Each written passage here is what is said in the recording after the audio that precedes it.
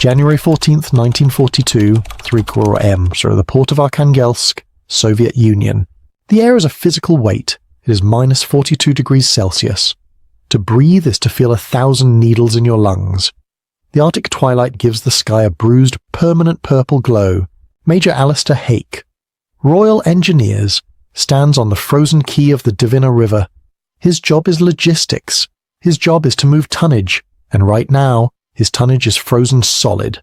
Behind him, the freighter SS Empire Gem, one of the survivors of Arctic convoy PQ-7, sits encased in ice. Her decks are piled with the priceless cargo that Stalin is screaming for.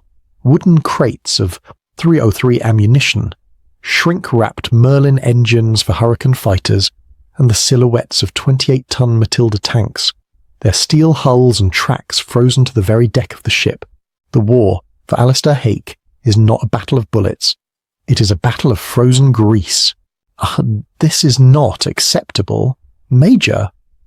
The voice is flat, guttural. Comrade Colonel Loginov, NKVD, is a short, broad man whose face is invisible behind a fur-lined hood. He is the Stavka representative. He points a mittened hand at Hake's logistics train. It's a line of 3-ton British-made Bedford OY trucks. They are ghosts. A group of desperate Soviet soldiers has built a bonfire under the oil pan of the lead truck. They are trying to liquefy the engine oil, which has the consistency of tar. The truck's canvas canopy, frozen brittle, shattered like glass hours ago. Its rubber tires are flat, solid blocks, frozen to the icy ground. My men die at Rzhev's, Major, Loginov says, his voice devoid of emotion. They are eating horses. They are given 10 bullets a day. You bring us statues. Hake is furious and hopeless. He knows the math, the railway line, the vital artery to the Eastern Front is 10 kilometers away. Between him and that railway is a road of packed snow, now buried under 6 feet of fresh powder. His trucks cannot start. His steam-powered cranes are frozen. Even the horses brought in to haul sleds are dying. Their lungs crystallize by the air. The entire Allied supply line to Russia, the lifeline of the Eastern Front, is choking to death right here, on this dock. The convoys, which have braved U-boats and Stuka dive bombers, have succeeded only in delivering a mountain of useless frozen steel to a frozen port. We are doing everything we can, Hake says, his words cracking in the cold. The engines. They are not designed for this. Loginov turns. He stomps through the snow to a forgotten corner of the quay, near a pile of frozen ropes. He kicks a large, snow-covered tarp. And this? Hake knows what's under it. He'd seen them on the manifest. 12 Bombardier B-12 enclosed snow tractors, a last-minute addition from the Canadian Army, listed under Arctic Specialist Equipment. Hake, a man of trucks and trains, had dismissed them. They were novelties. They looked like snub-nosed, bright yellow vans with a pair of steerable skis at the front and a set of rubber and steel tracks at the back. They were thin-skinned, unarmoured. They were toys. The quartermaster in London had mocked them as Quebec sleighs. It's a personnel carrier, Colonel, Hake says dismissively. It's for moving ski patrols, rescuing downed pilots. It can't move tonnage. It has an engine, Loginov says. Make it move! Hake sighs. He turns. Sergeant Kael. A figure detaches itself from the shadow of a crane.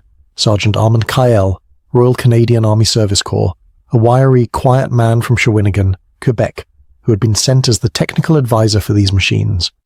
He, unlike the British, is not shivering. He is built for this. Sir, Kael says. The Colonel, Hake gestures, wants to see the sleigh work. Can you start it? Kael doesn't answer. He brushes the snow off the hood. He doesn't build a fire. He pulls a small blowtorch from his pack, opens a small access panel, and begins to expertly warm the engine block and the intake manifold. He knows this engine. It's a Ford Flathead V8, adapted by a man he knows back home, a mechanic named Joseph Armand Bombardier. Bombardier had invented this machine not for war, but for life. He'd invented it after his own son had died of appendicitis, because the snow was too deep to get to a hospital. He'd built it to carry doctors to sick children, to get priests to remote villages. It was a civilian vehicle, a snow bus, designed to conquer the Sacré Hiver, the sacred winter. Kyle finishes his work. He climbs into the cab, he pulls the choke, He hits the ignition. The Bedford truck is silent. The port is silent. The Bombardier B-12 coughs. It sputters. A cloud of white-blue smoke erupts from its exhaust. And then, with a deep, confident V-room, the V8 engine roars to life. Loginov and Hake both turn. Stunned. It is the only working engine in the entire port of Arkhangelsk. Kale guns the engine. The two rubber tracks, a patented sprocket and wheel system that Bombardier had spent a decade perfecting, bite into the snow. The toy lurches forward. It doesn't sink. It floats on top of the 6-foot drift, the skis planing, the tracks throwing up a massive rooster tail of white powder. It does a complete 360-degree turn and pulls up, its engine purring. Hake stares at the 12-passenger cab. He stares at the frozen 3-ton Bedford. He stares at the mountain of frozen medical supplies, plasma, sulfur drugs, bandages. He makes the decision that will change Arctic logistics. Sergeant Kyle, Hake orders, his voice sharp. Take that thing and get 6 men. Rip the passenger seats out of it. Now, Colonel, he says, turning to Loginov. My trucks can't move, but your medical supplies will be at the railway in 30 minutes. The Quebec novelty, the sleigh, has just become the only vehicle capable of saving the Arctic convoy lifeline. The plumbers had saved the roads in Italy. The bus drivers were about to save the supply lines in Russia. February 2nd, 1942, 11 m, the Arkhangelsk-Vologda railway line. Sergeant Armand Kale is no longer a technical advisor. He is the commander of an ad hoc, life-saving express service. He hasn't slept in 48 hours. His world has become a 10-kilometre stretch of frozen hell between the docks and the railway yard. His fleet consists of 8 Bombardier B-12s, their bright yellow paint now streaked with grime and diesel exhaust. The passenger seats were ripped out with crowbars. The carpeted floors of the civilian snow buses are now slick with blood plasma and grease. The B-12s are doing what the half-tracks, trucks, and horses could not. They are moving. Kale grits his teeth as his machine, loaded with crates of 50 caliber ammunition, crests a 10-foot snowdrift. The Ford V8 engine screams in a low gear, but it doesn't quit. The patented track and ski system, designed by Joseph Armand Bombardier to float on the soft, deep powder of rural Quebec, is proving to be the single most effective piece of technology in the entire port. While the Bedfords and ZIS-5 trucks sit frozen, their axles buried. The B-12s are running a constant shuttle. They are pulling 2-ton sleds, Wanagans, loaded with artillery shells. They are carrying wounded Soviet soldiers from the front, brought in by train, to the frozen hospital ships. They are, most critically, carrying the flight crews and high-value spare parts, magnetos, propellers, cockpit canopies, for the hurricanes that must be assembled to defend Murmansk. This is the Valcourt solution, a solution not from a military proving ground, but from a small-town garage in Valcourt, Quebec. Back in Valcourt, Joseph Armand Bombardier himself is in a state of frantic, patriotic production. When the war started, his small company, L'Autoneige Bombardier Limité, was building B-12s for doctors, school boards, and forestry companies. Then the Canadian Department of Munitions and Supply came calling. They didn't just want a snowmobile. They wanted specialized snowmobiles.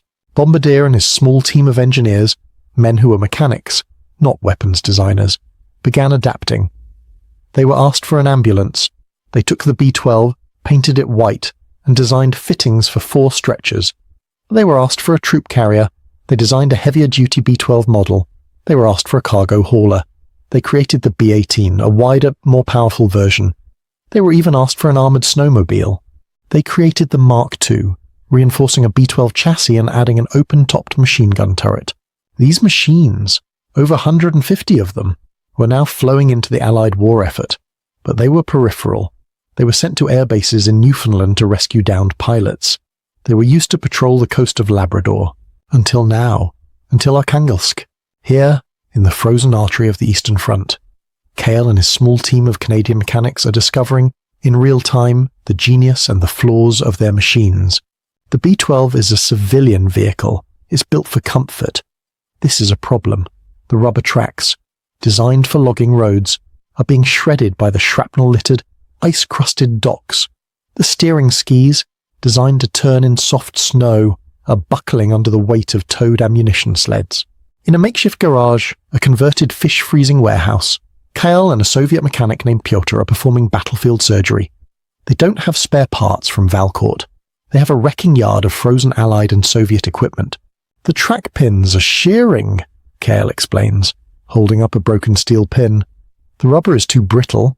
It can't take the torque. Pyotr, who has kept T-26 tanks running on vodka and prayer, nods. He disappears and returns with a box of track links from a destroyed T-70 light tank. They are all steel, too heavy, but the pins, they spend the night hammering, re-drilling, and swearing.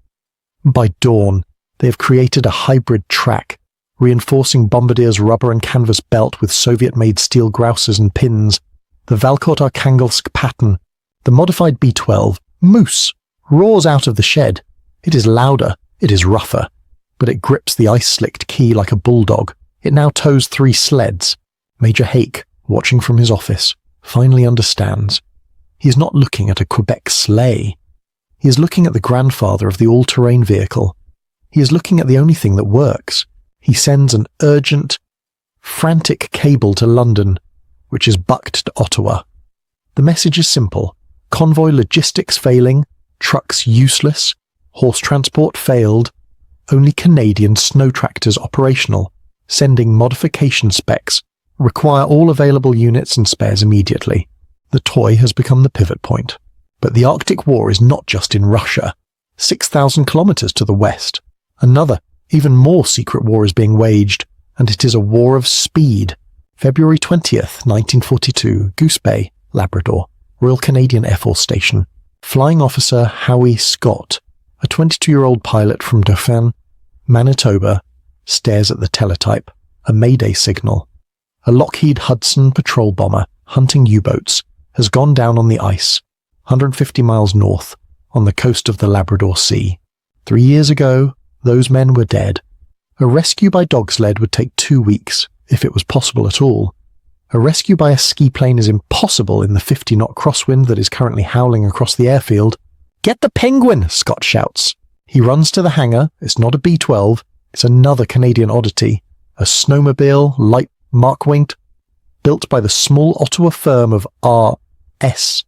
Morris. It is, essentially, a motorcycle chassis with a single ski at the front and a small track at the back. It's fast, light, and completely exposed. Scott pulls on his parka, goggles, and fur-lined helmet. He straddles the machine, its small engine sputtering to life. He and another rescuer, on a heavier B-12 ambulance, roar off into the whiteout. The B-12 provides the power and the shelter. Scott's Penguin is the scout. He rockets ahead, his single ski carving through the frozen landscape, reading the snowdrifts, scanning the horizon. 8 hours later, half frozen but alive, Scott finds the Hudson's fuselage are crumpled on the sea ice. 3 survivors huddle inside, burning the last of their maps to stay warm. The toy, the Quebec sleigh, the Penguin. This entire family of overlooked Canadian inventions is no longer a peripheral niche. It has become the only way to move, rescue, and fight in the vast, frozen theatres of the war.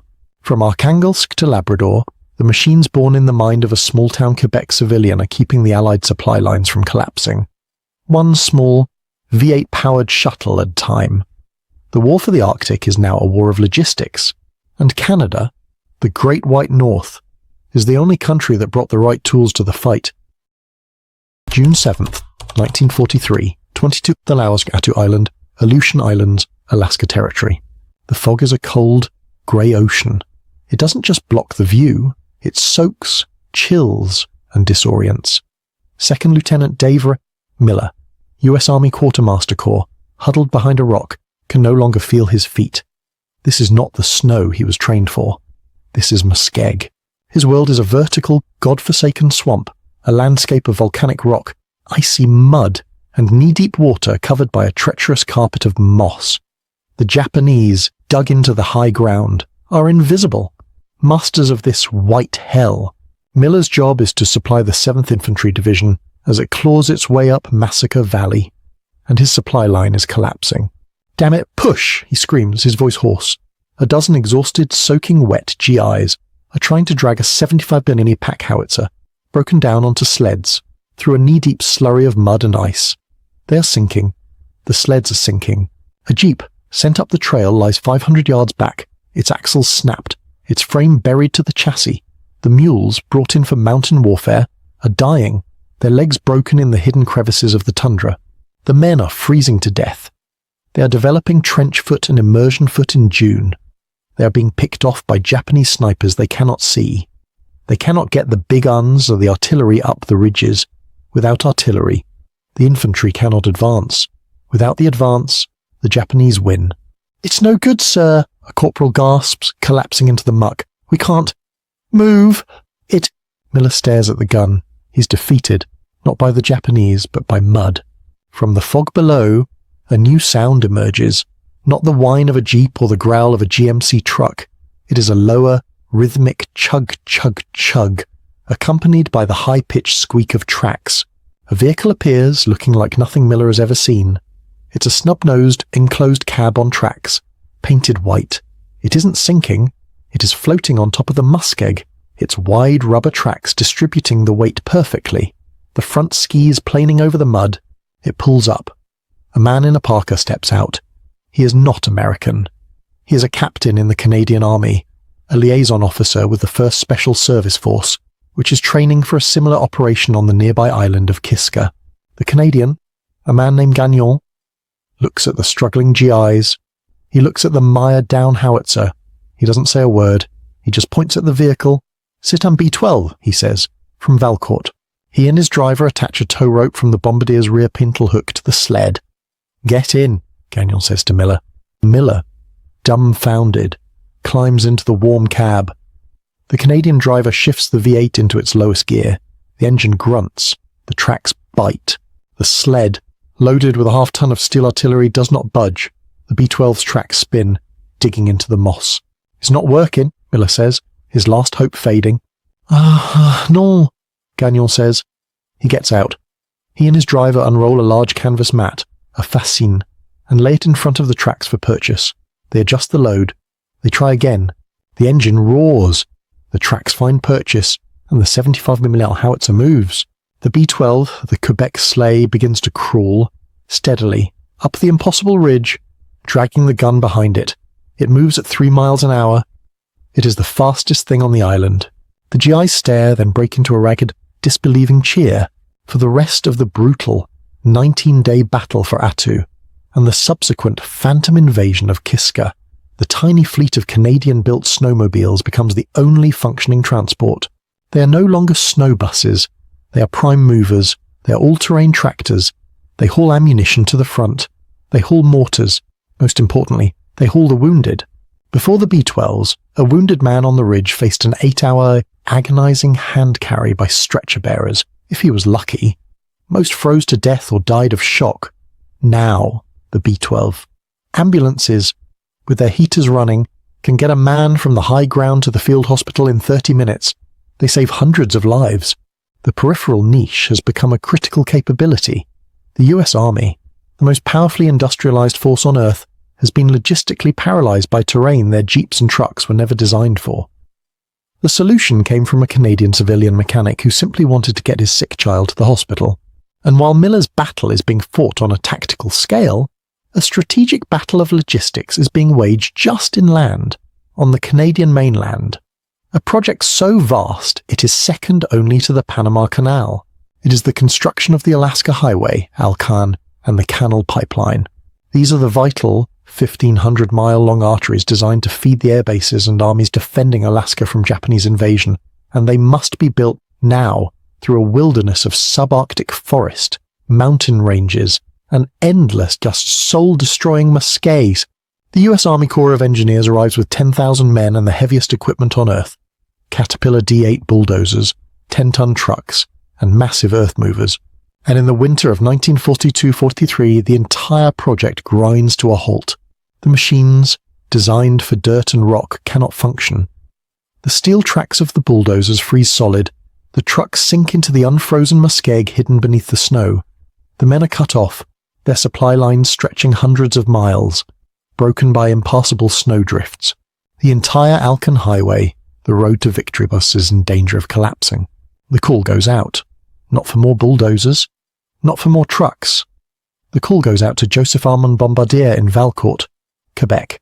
The US Army doesn't order a dozen, they order hundreds. The B-12 and its heavier-duty cousins, the C-18s, are loaded onto flat cars and rushed west. They are not an ancillary support. They are the lead vehicles. They become the scouts, punching through 20-foot drifts to survey the route.